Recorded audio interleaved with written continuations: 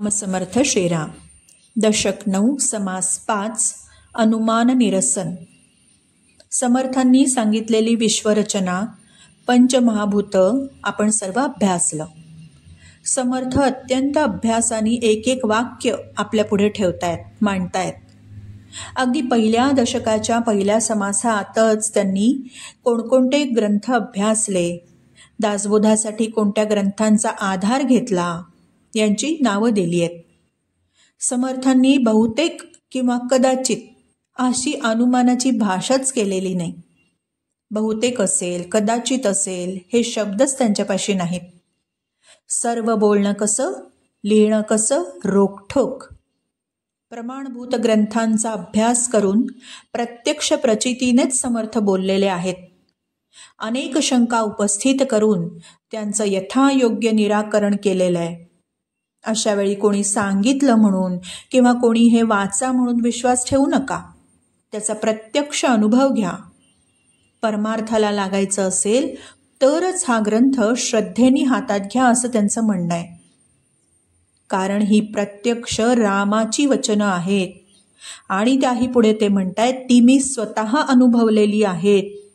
याला माझ्या उपासनेची आण आहे असं ऑथेंटिकेशन दिल्यानंतर आपण फक्त नतमस्तक होऊन शरण जाणं एवढंच खरं तर आपल्या हाती उरतं. ते तर आत्मज्ञानी संत, प्रत्यक्ष श्रीराम हेच त्यांचे सद्गुरू आणि आराध्य दैवतही प्रत्यक्ष श्रीराम. पण केवळ आपल्या कल्याणासाठी त्यांनी ही समजावून सांगण्याची सोप्या भाषेमध्ये खटपट चालवलेली आहे. जे पिंडी ते ब्रह्मांडी असं म्हणतात ती बोलण्याची प्रौढी झाली आहे, फॅशन झाली आहे. ते केवळ अनुमानावरून खरं मानता येणार नाही. समर्थ याचा निकाल सायंटिफिक अप्रोचने लावतात. प्रथम हायपोथेसिस, मग डेटा कलेक्शन, मग रेफरन्सेस, मग कंपॅरेटिव्ह स्टडी, मग ॲनालिसिस, मग क्लासिफिकेशन, लिमिटेशन्स, प्रूफ्स आणि लास्ट कन्क्लुजन. शास्त्रांमध्ये वर्णन केलेली रचना आणि व्यवहार दोन्ही प्रत्यक्ष अनुभवाच्या कसोटीला उतरत नाहीत. ब्रह्मांड असंख्य गोष्टींनी भरलेलं आहे आणि पिंडात तसं नाही. यासाठी अनेकविध उदाहरणं त्यांनी या समासामध्ये पटवून दिलेली आहेत. त्यात सारखेपणा म्हणजे दोन्ही पंचमहाभूतांनी बनलेलं आहे हे नक्की.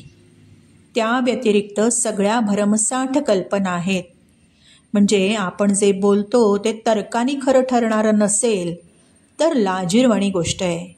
तिथे अनुमान कामाचं नाही हा कडक इशारा समर्थ देत आहेत. श्रीराम समर्थ श्रीराम.